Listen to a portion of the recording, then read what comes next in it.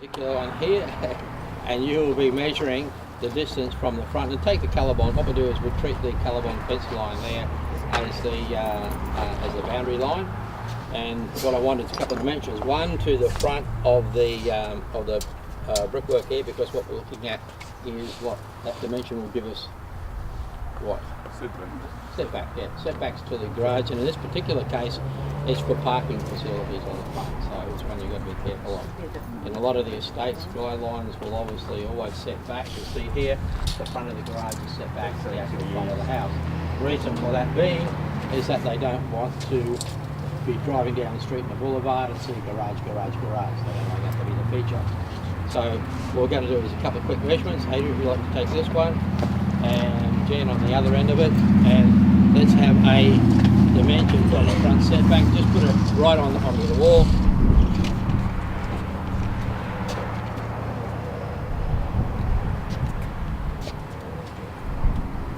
And we should have 5 metres. Yeah. 5.5. Yeah, actually it would be 5.5 on the bend. So that would be correct. So what we're deducing from there would be the fact that it's a metre setback. What we're going to do here is have a quick check onto the actual brickwork. Now, you can see by the amount of different types of bricks in here, this is obviously not a face brick finish. So it's going to be a rendered finish to the front. But it doesn't mean all the same that this should not be level in perpendicular than anything else. So what we normally do is we stand out as a quick check on this. Now this is usually done during construction. This has already been finished, but it's a quick line.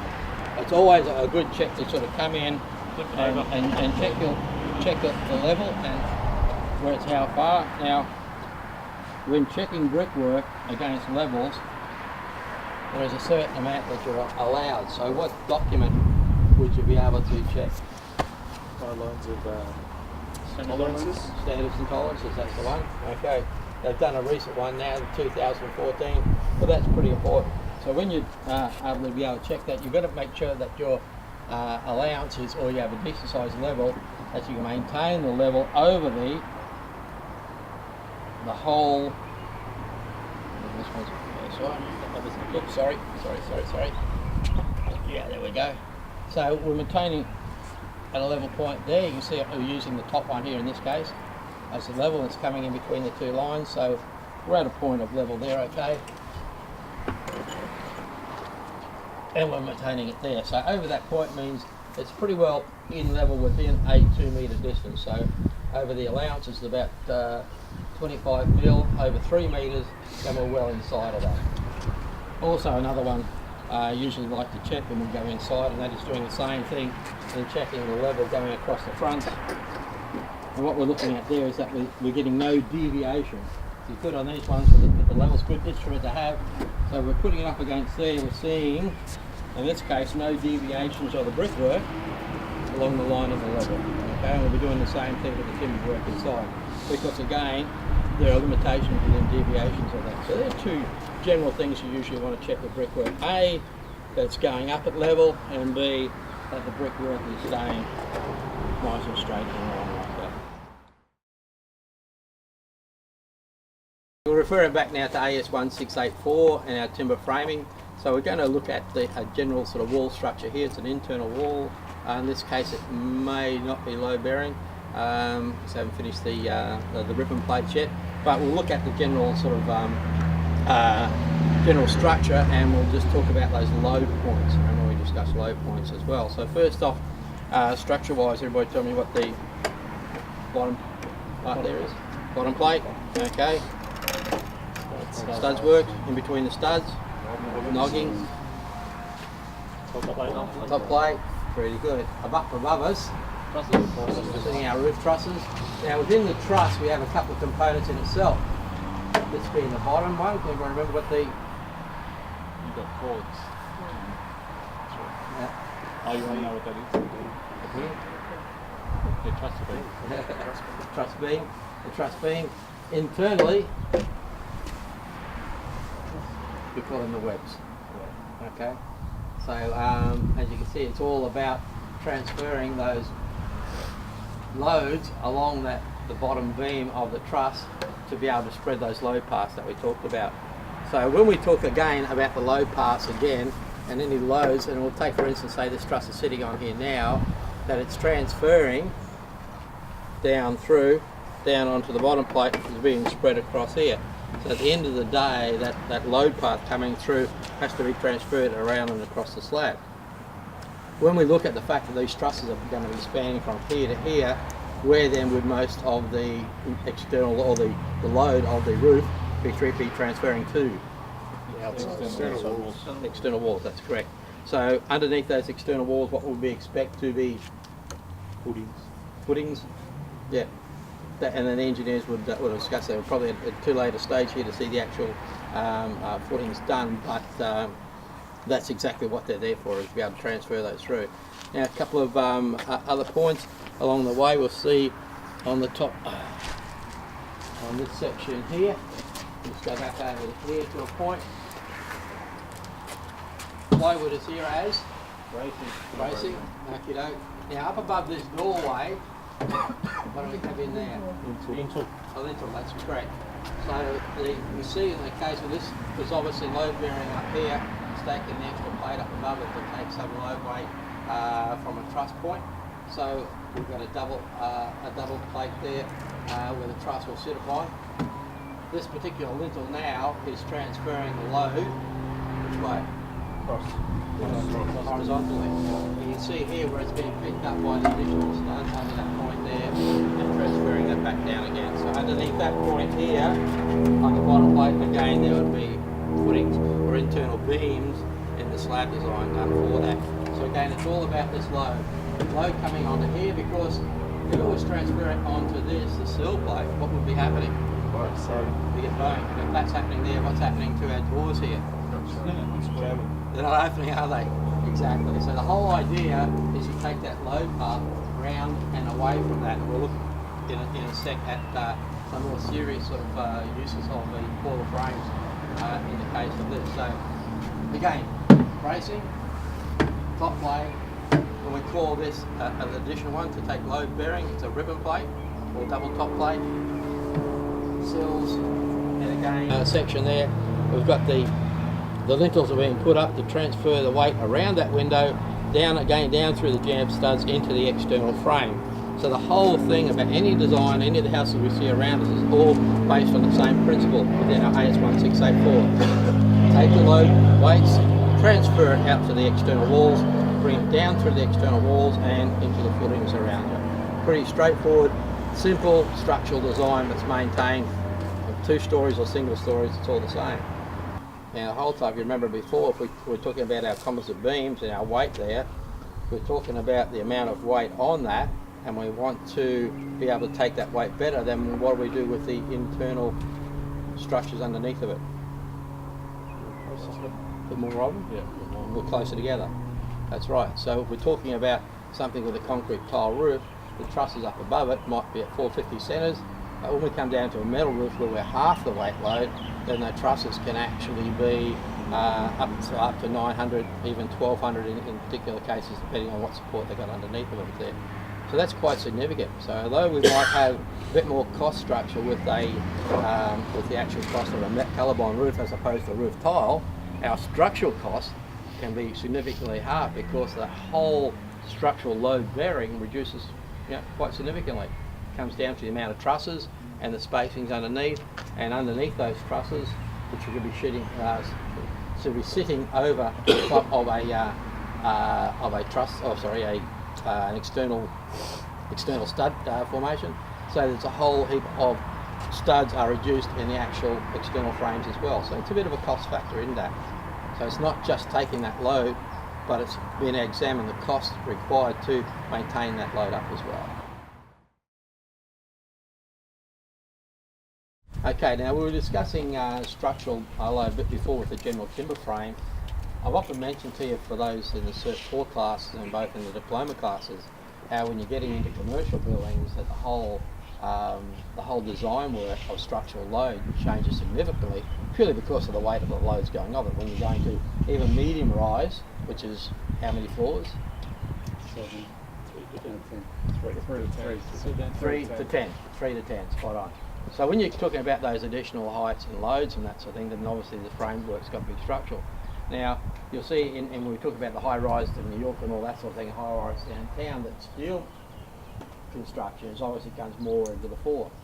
Now, what I've done is adapted in these sort of these situations in residential build as well, is actually using steel construction to be able to create what's classed as a portal frame. Now, the whole idea of that is down within that portal frame, as they do in a high-rise, it's no different. It's the same principles applied. That the actual weight that's going to be applied, in this case by the tiled roof, is applied onto this beam. Okay, that beam, instead of going into trusses, is now going into an SHS steel post and being transferred again down here to the footing. Yes, correct. So by doing that, this now leaves this area here totally available just to be filled in, which is how the whole principle of the high rises and that work. That the structural steel components take the low weight, transfer it down, but it leaves these openings here, which now, what do you reckon I'll be putting in here? Windows. Massive big window, that's exactly what I'm doing. It's going to be a bit of a garden out here, but there's going to be a big glass pane sort of windows going in here. So that same structure allows me now to be able to do window size, the window spans that wouldn't normally be possible in a timber sort of situation. To be able to, sorry, no, that's okay. To be able to achieve that sort of same height, and you can see here we're only talking about a 250, 300 sort of beam. To be able to do the same sort of spans going into timber is probably double the height. So what happens is it starts then to reduce our window heights as well as work into our frame, because we're probably sitting right into the external line of a truss here, so we'll be punching up into the roof line as well. So when you're doing this sort of structure, it can be adapted quite well. There's economics in it, but the main idea again, structure-wise, is that we have created a portal frame. So always put those ones in mind when you just allows you a little bit more flexibility in what you can do with your window sizes and that as a rule. Okay, now you can see at this stage here we've got frames up, obviously trusses ready to be loaded, though some are going to be changed in this back section here because all the steel work is going to be changed. But what I want to talk about is the planning and the general planning of construction as you'd be doing a construction schedule for this. Okay, so to date, and think about these all as activities, because remember when we were doing our construction schedules, I talked about getting all the activities right. So what we're going to do is probably bring ourselves up to this sort of level. So feel random to start with it, but if you're doing a site like this and you're doing a construction schedule for it, what would be the very first thing you'd be looking at? And we're talking here on site, I'm not talking about the office work and things like that. As a site construction, what would have to happen here first? Site prep. Site prep, yes. Bringing in and leveling the site, correct. Okay. Next activity after that? Drainage. And then you can obviously see the points here that have been put into it.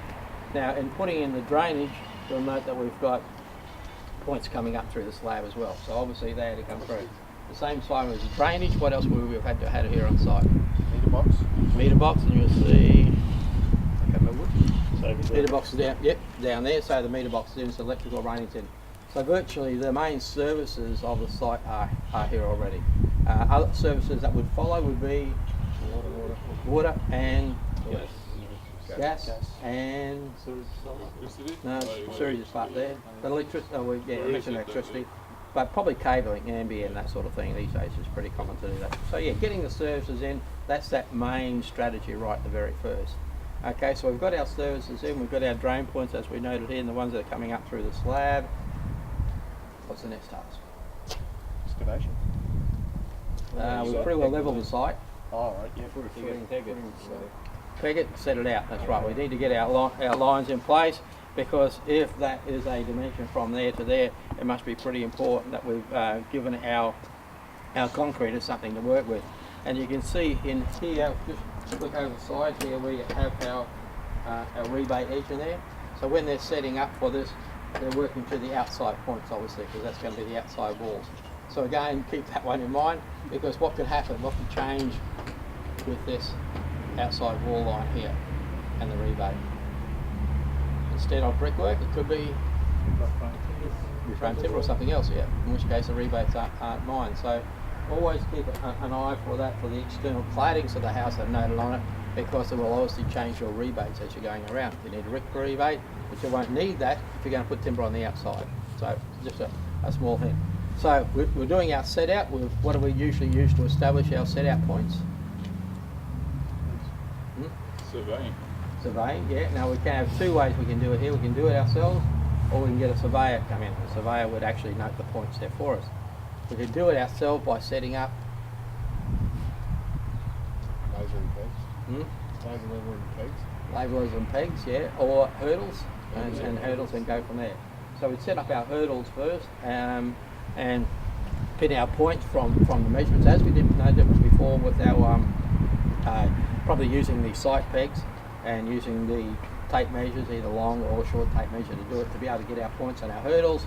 We'd run our string line across, and then we'd ping it or chalk it and get our pegs in, so we get our points to work from. Now we can do that ourselves as a builder, or we can get the surveyor in if we feel a little more comfortable with it.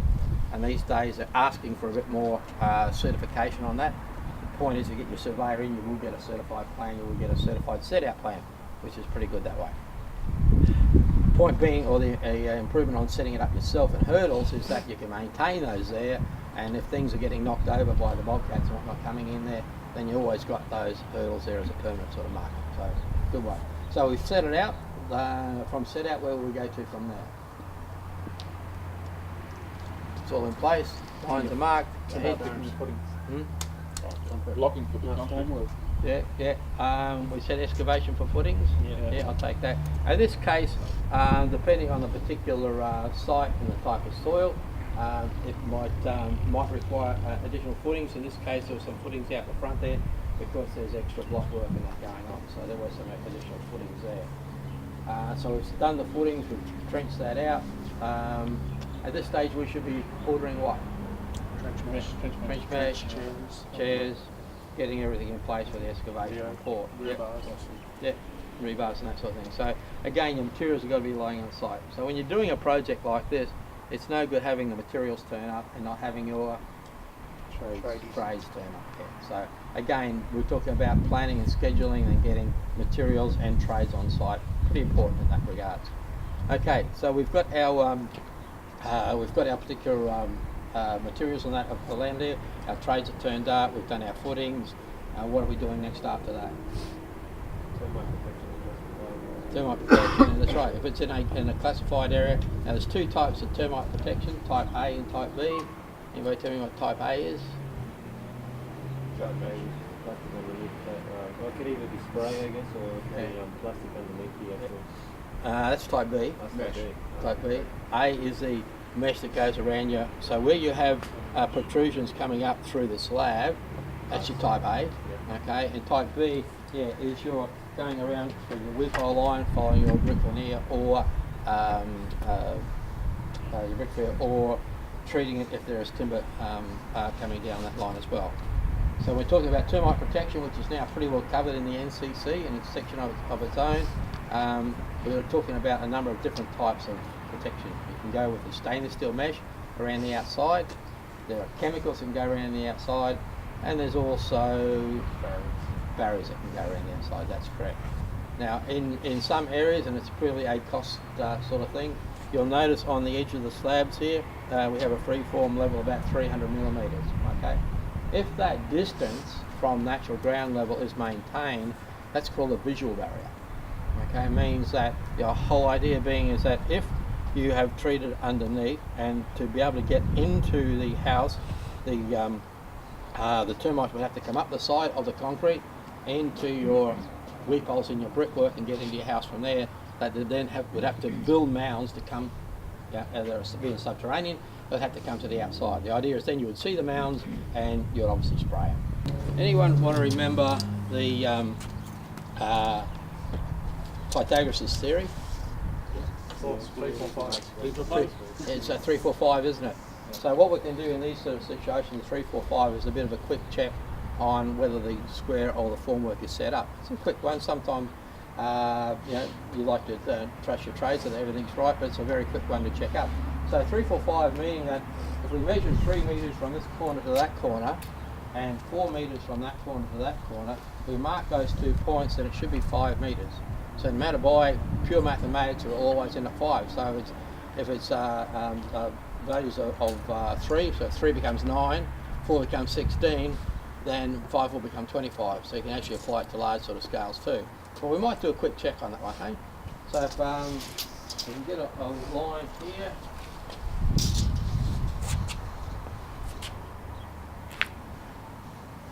Somebody going to come and give me a point at 3 metres. Let's see each of that. At 3 metres. Okay, now anyone take that along and give us another point there at 4 metres. That outside edge.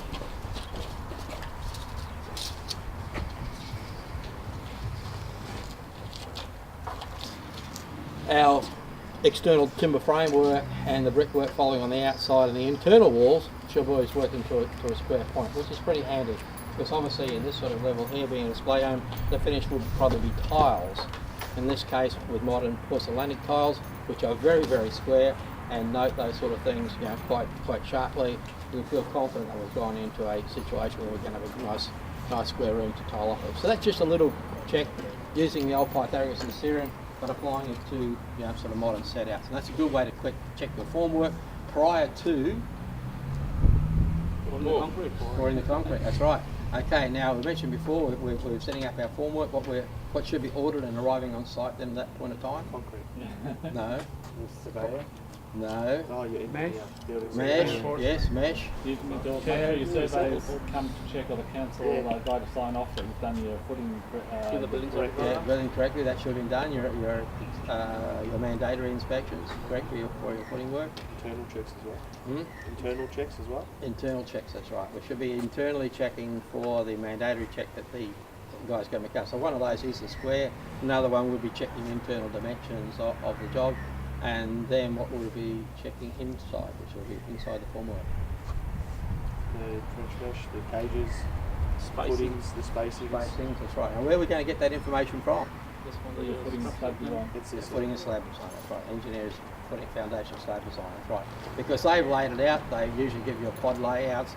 Obviously they'll give you your beam depths and separations. So the idea being that we check those things out prior to pouring. No, the building certificate. prior to the Building certificate. building certified coming and checking it up. Yeah, that's right. Internal check, then your mandatory check. So little things like that are pretty good. Now once that's all okay and that's been approved, then we can go ahead and pour our slab. Okay. So we poured our slab. At that point in time, what should be starting to arriving on site? Timber, yeah, should be a timber. In this case, you'll see a lot of these this is all what we call in situ or stick timber frames, meaning the timber is delivered to site in either stud lengths or long lengths for the wall plates. Have the trusses going on there. So you'll see here the markings on the concrete work where the actual the carpenter has gone out on site and he's marking out by the dimensions on the plans, he's marking out his internal rooms. So at this point in time is probably the best time when you find out whether your overalls are correct on that as well. You'd like to think your formwork was right in the first place, but here's a chance because the carpenter will be checking his internal rooms for his 90mm studs, so he'll be able to give you a pretty good idea whether the room sizes are working to that, because he lays them out first before he starts building his framework. Just bump into 4004 unit for a second. We're going to be talking about actually estimating unit costs and the likes of that. Now, we ran through the planning side of it pretty good. I think we've got a pretty good handle on the stages of planning of the house, construction-wise up to this point. I want to start recalling when we did the 4004, we talked about unit costs. So starting right from the very start, go back to the planning stage, go back to the very first things we said we were going to do in planning. They all come with a cost, don't they? Yeah. So what was the first thing we did? Clear the block. Clear the block. We cleared the block, didn't we? Okay, so for that what sort of equipment are we talking about?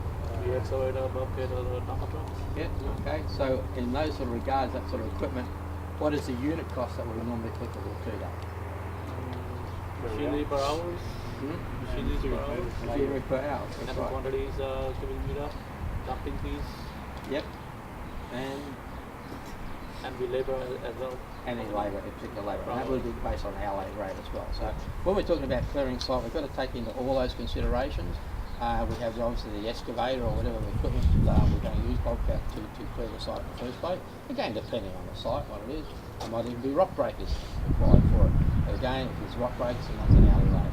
So we're looking at the equipment hire, we're looking at any external labour hire or additional labour hire that might be required to hang around it. Obviously there's truck hire, taking it away. And never forget, you always have dump feeders, okay? You'll be very lucky if you get onto a site where you can do a normal cut and not end up having dump feeders as well as, because you're going to have additional soil there. So you always want to make sure that you're in your calculation as you take in those dump feeds, because that's a pretty significant part of it, especially in these particular areas at the moment. You'll get $200-300 on top of that. Because if you don't allow that into the estimate, where is it coming out of? Your pocket. I got that message across everybody. Okay, so we've cleared the site, and we talked then about bringing our services in, and we're talking about say drainers and electricians, running service points into here, or running the meter. What sort of unit rates would we be talking about here? What would be applicable to? Hourly as well, so they need a backhoe. The hourly for digging, that's right. You've got to excavate and make sure the trenches are there. Yeah, you have a bit of a number of different ways you can look at it here. Drainers tend to go per point, okay? They'll charge you per point based on, they've already worked out how it is. And a lot of blocks, if we put this same house and we put it on acreage, would it be applicable? Same house, is it because of? More running, that's right. So when you're looking at general houses, they usually allow for a 6 metre setback. Some will allow up to 10 metres. We usually don't have 10 metre setbacks anymore.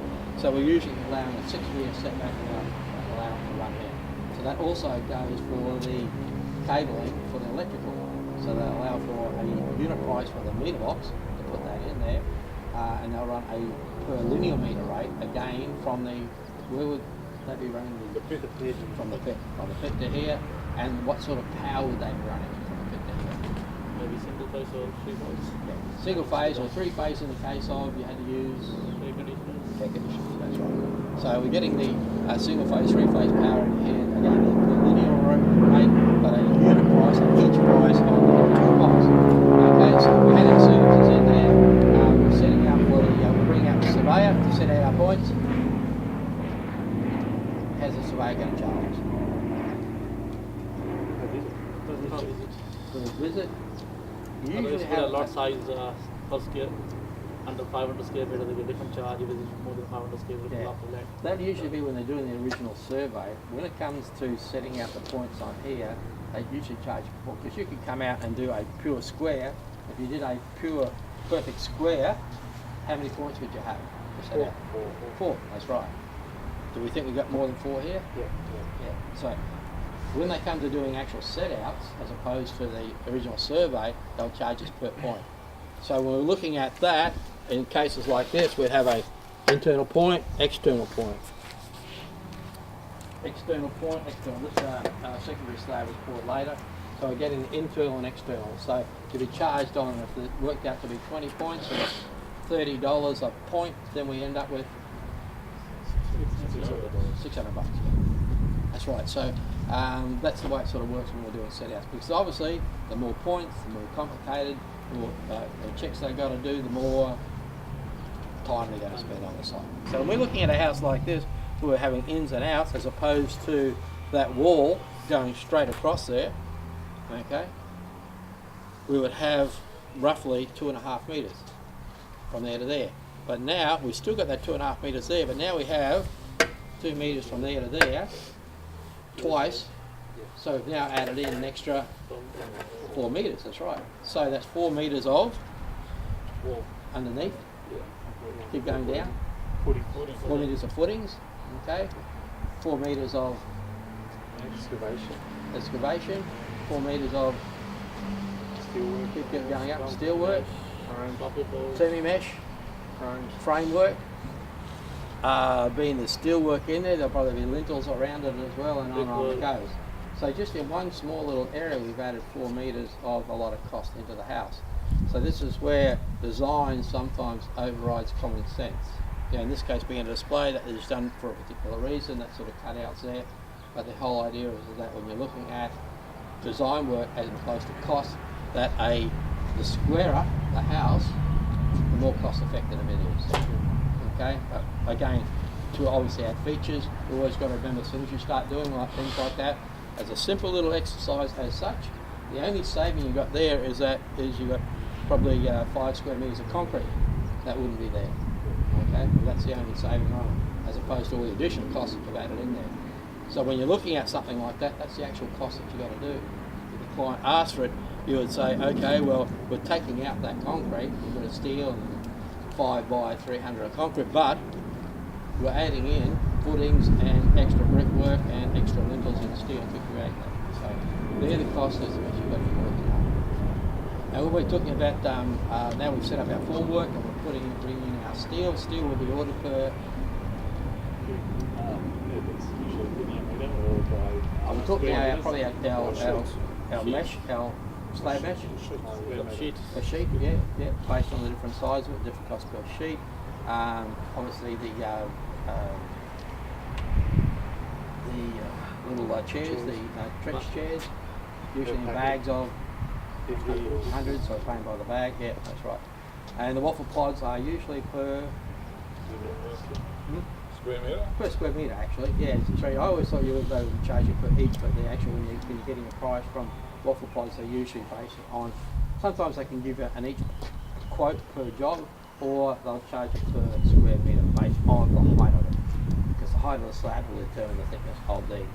So that's a pretty easy one. Now with our, obviously for the concreter to be able to do this, he's charging you per square metre. So you can see there's all the different things, is why we spend a bit of time going through the unit costs, is that when you're breaking it up, it's very hard to say it's going to be a square metre rate, because you have linear metre rates, you have each rates, you have square metre rates, you have sheet rates, you have bags of 100 rates. So likewise, when you're doing all those activities and breaking those down in construction schedules, when you're doing the estimates, it's very important again that you break down all those materials and the relevant things, because otherwise you're losing track of what you're actually paying. You can't guess that. You need to have those actual prices, because the suppliers are going to be giving you what? Yeah, quotes. Yeah, quotes and prices, for example. So we've got the square metre of that, and we've addressed it out. I'll give you a general layout of this house and what it is again, because it's a bit demographic wide. To the front of this one, we've actually got a second master bedroom. So this actually has 2 master bedrooms. One to the front with an ensuite and walk-in robe. Then over to your left here, we've got the other master bedroom that has a walk-in ensuite robe, and that will be the main one. And that's designed to open out directly into the alfresco area. There's then a 2 bedrooms 2 and 3 along that particular hallway, and the hallway opening up into it. Now, this is a butler's pantry and the main kitchen area here, and you're in sort of the general, this is the dining area and then the family room. Now sort of just a point on that to get natural light, you'll notice over in that sort of hallway over there, at this stage there is a closed hallway, so looking from this side, that hallway running through there has no natural light coming into it. So in actual fact, what would I be putting into that? Skylights to get the natural light into that. Now just a quick one on there, looking around at that room beside us there, say that's a normal bedroom, and that bedroom is roughly 4 by 3, 12 square metres. So what's the minimum size in natural light? 1.2, spot on mate. Yeah, 1.2, that's for natural light. Now for ventilation, half of that again, that's correct. So roughly when we're looking at that window there, which is a 12 by 12, 1.2 by 1.2, that's 1.44 square metres, so we're just a little bit over it, which is good. So yeah, they're the quick calculations you have to do when you're looking at that sort of thing. Now just looking component wise to us, and again back, we'll just look straight behind my head there, and you get those pieces of steel that are going across the internal lining there. Bracing? That's right. What do you call that? Metal strap. Cross bracing, yeah, metal strap, cross bracing. Now again, if you look at where the placements are on this, when the engineers come up with their bracing design for this particular house, they're looking at the most predominant area of wind force addressing the house, okay? So when you look along that external wall there, you'll notice that you have on the back wall, so going in, and we'll call that southerly, in the southerly direction. Okay, then the southerly face wall, we've got a fair bit of bracing here. We then have some cross bracing coming back on the internal walls at the end of that section, and then again along the hallway there. So that, going into too much into rocket science, where do you reckon the most predominant wind force would be coming in this particular, from the south? That's right. So that's why that hole is set up. They look at that in the general area, and they know that from in this part of Point Cook, the southeasterly, south-southeasterly is a really strong wind force. So not so much from the north. So when they've braced off to get a certain amount of square metre of bracing, because that's how it works on the external walls. And then likewise from that, they are cross bracing coming back on the wall supporting that. So they are addressing it on the perpendicular and then on the horizontal as well, if you're looking at it on a plan sort of layout.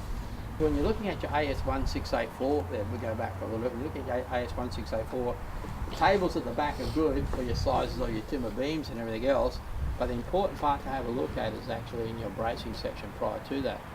Now when you're talking about your bracing section, the nails or the actual components are nominated there, as type A or type B, but it's the nailing that you've got to look at. So when you're looking at, and keep in mind, this is what your building certifier is looking at, he's looking at your nailing, are you meeting that on your cross bracing, and what size nails and how many nails you got in there.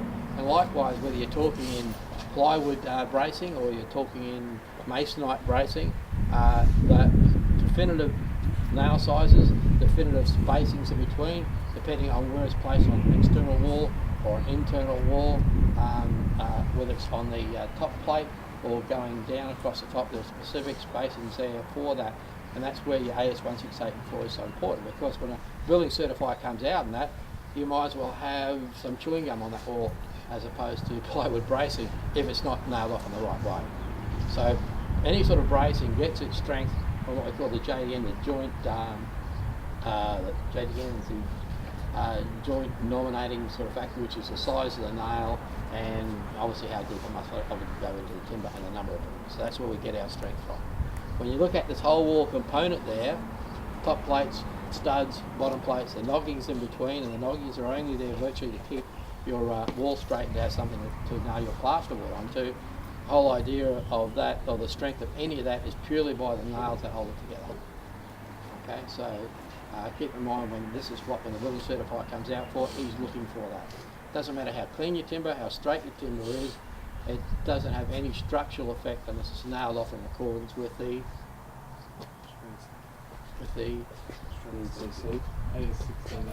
AS1684. That's right, that's the one we're looking at. Just a quick one here on finishes, because we haven't got this one to a stage yet where we can look at that. We might come back at a later stage and look at this another time. But in looking at the placement of the nogging there, it's done for some reason. Now this is a 2700 ceiling. Okay, so when we're looking at the plasterboard going into here, what width sheets are we going to be looking at? You need the next size, don't you? You can't go 1200 size, you've got to go the Next size up, yeah, which is?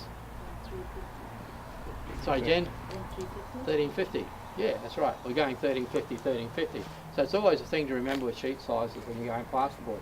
If you have a 2400 ceiling height, then it's 1200 and 1200. Width. If you're going at 2550 or the old 8'6", it's 1350 and 1200. If you're going 9 foot like this one, then it's a 1350, 1350. So keeping that in mind, the placement of the noggings is pretty important for either screwing off or for gluing off, to have something to take your board back onto. So the placement of noggings is pretty important. A couple of different things. One is obviously to keep your timber straight, keep it braced, but also the other is to actually have something to nail using or nailing or gluing the plasterboard back onto. Okay, well, I think I might have taken up enough of your time today. Thank you all for coming. I think that covers this section. We might look at some having another one before Christmas in a more finished house and look at the sort of finishing details. But any more questions there on today? What you might want to ask? You're going to use a crane to get the window in, obviously, because you haven't got much access now. That's exactly right. From here on through, we get windows like this. That's where your crane has to come in line. So it's a good point in there. And I said before, when you're looking at any item in the house, remember I said it's not just the item that you have to look at when you're looking at the cost of it is the item itself. There is labour and machinery hire. That's right. You always got to keep those in mind. And there's probably one other. You should not forget, in some cases you'll need to Additional fees? professional fees. That's right. It might be a certifier if something here changed and would require, like for instance, we decided as a late part to put this big window in here, and we've changed virtually the engineering away from AS1684 to an engineered product. Then this would have to go back to the building certifier. So you rise out on site and says, well, hang on, this isn't what I designed, this isn't what I passed. Stop all work. He'll do that at the framing stage, like we get early. Okay.